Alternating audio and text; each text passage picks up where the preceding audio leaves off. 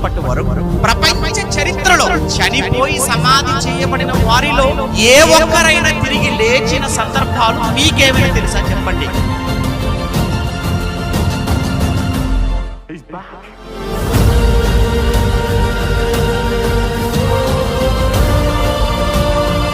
అందుకే ఆయన ఆశ్చర్యకరుడు, వండర్ మ్యాన్ యేసుక్రీస్తు.